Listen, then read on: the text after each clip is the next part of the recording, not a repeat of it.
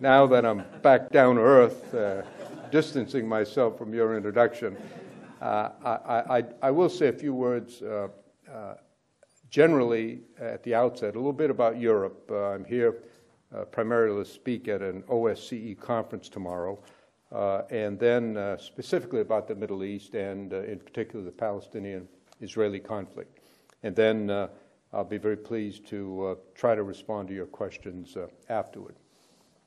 I begin by asking you to go back to the immediate aftermath of the Second World War, when, in an effort to secure the peace and to promote stability, the United States and the democratic peoples of Europe established new international institutions and alliances.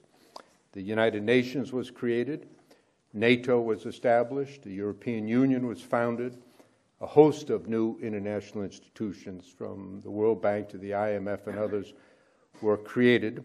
Germany and Japan were rebuilt and became resurgent. The intention was to embed the nations of Europe into political, economic, and military alliances that would make it less likely that Europe's long history of war and conflict would be repeated. Everyone had in mind, of course, that in the preceding three-quarters of a century, from 1870 to 1945, three major land wars devastated Europe. In the last and greatest of them, the Second World War, in countries whose populations were, for the most part, much smaller than they are today. In that conflict worldwide, between 55 and 60 million people were killed. And large areas of continental Europe, including many major cities, were laid to waste. In the three-quarters of a century since then, Europe has been largely at peace. There have been, of course, some local and regional conflicts, but measured against its prior history, the absence of major war, or now even of its possibility, particularly among the larger countries in Europe, is a heartening and a new development. And that's why it's so important, not just to Europeans or Americans, but important worldwide, that the EU's current financial crisis be resolved in a manner that does not undermine that impressive political achievement. The American people understand that decisions regarding Europe's future will be made by Europeans for Europeans. In the process, however, you will receive our full support, our encouragement, and whatever assistance we can provide. I believe that the North Atlantic Alliance and what flowed from it is an extraordinary example of leadership and collaboration at an important turning point in history. We now face new challenges, but we still need extraordinary leadership. One enormous challenge, new to human history, did not exist prior to the Second World War, is, of course, the potential proliferation of nuclear weapons. The United States led the world into the nuclear age and has led the efforts to contain these highly destructive weapons with some degree of success. There are now in the world many countries with the capacity to develop nuclear weapons who have refrained from doing so voluntarily. But North Korea has raised the number of countries with such weapons to 9, and Iran appears on a track to make it 10. Iran's program in particular, but also possibly in conjunction with North Korea's, could trigger a collapse in the non-proliferation regime and result in a large increase in the number of nuclear powers in a relatively short period of time. So it remains of the highest importance on the international agenda that the effort to limit the spread of nuclear weapons be sustained and indeed intensified. If you go back over human history, it's in large part a tale of conflict, how it began, how it was brought to an end.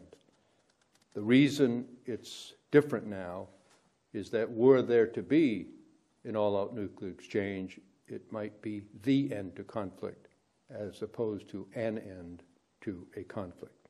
And there's greater urgency now even beyond the threat of nuclear warfare.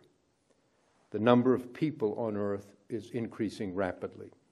The number of nation states continues to grow and is now nearly 200. The number of non-state organizations which rely on acts of terror to initiate or extend conflict is also increasing. And sad to say, inequality, injustice, the absence of freedom, poverty, famine, and disease, all are the reality of life for vast numbers of people in the world. It took 18 centuries following the birth of Christ for the world's population to reach 1 billion. The most recent billion was added in 15 years. Think about that. 1,800 years for the first billion, just under 15 years for the 7th billion. Although the rate of increase has recently slowed, most credible estimates are that by the middle of this century, less than 40 years from now, there will be between 9.5 and 10 billion people on Earth, and most of that growth will take place in poor and less developed countries, especially in Africa. And that means more competition for land, for water, for growth, for power, and inevitably more conflict. Much as we would hope otherwise, I think it unlikely or unrealistic to expect a world free of conflict. To the contrary, I think increasingly the challenge will be to prevent local and regional conflicts from extending further. And all of this is occurring at a time when technology has enhanced the human ability to kill ever larger numbers of other men and women. Let me turn now to the Middle East, the Arab Spring first, and then Israel and Palestine. The Arab Spring represents a turning point in the history of the region. While the countries involved are predominantly Muslim and most are Arab, each has a unique history, and it is a profound mistake to think of them as all the same. There will be uncertainty and instability. There'll be different outcomes for different countries, and there will, I think, at least judged by our standards, be some good results and some bad results. History tells us, first, that revolutions are unpredictable and often require years, even decades, to play out. In my own country, the United States, in a much less complicated time, 7 years elapsed after the end of fighting before the United States was established. And unfortunately, history also tells us that it is often the case that very bad governments that are removed by revolutions are replaced by even worse governments. The most obvious example, of course, being Russia, where people were oppressed by the Tsars for centuries, and then along came the Bolshevik Revolution and the murderous dictatorial regime of Stalin. So we have to be patient and realistic in our expectations, even as we do all we can to support the transition to democracy where possible in the Middle East. And we must always bear in mind that these changes came from within and will succeed or fail from within. We also must continue our effort to help end the conflict between Israelis and Palestinians. Pessimism is now widespread, and justifiably so. There are many, many reasons to be skeptical about the prospect for success, the most recent of which is the Arab Spring itself. The upheavals across the Arab world, especially in Egypt and Syria, have created anxiety and uncertainty among both Israelis and Palestinians, making progress in resolving their conflict more difficult than ever.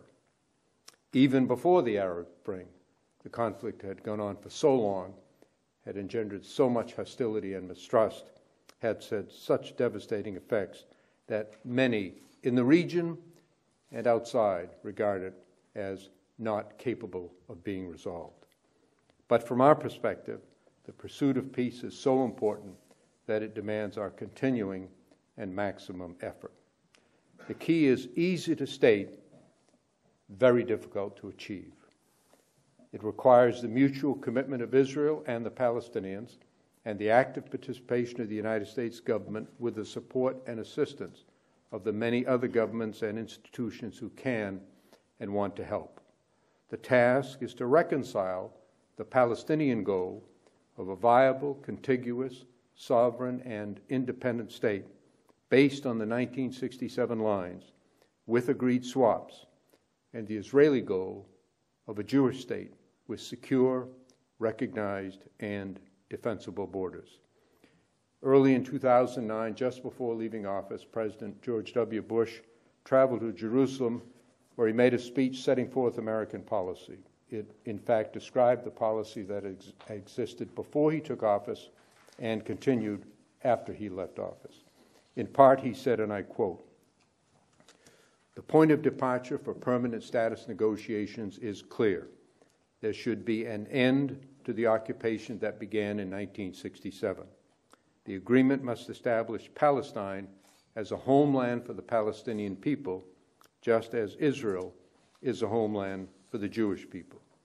These negotiations must ensure that Israel has secure, recognized, and defensible borders, and they must ensure that the state of Palestine is viable, contiguous, sovereign, and independent.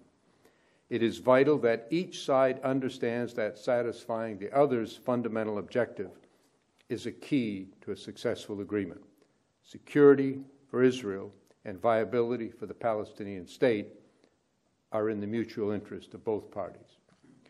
If I could reframe the President's words in a different way, Israel has a state, a very successful state, but they don't have its security. They want it, and they deserve it. The Palestinians don't have a state, and they want that, and they deserve that.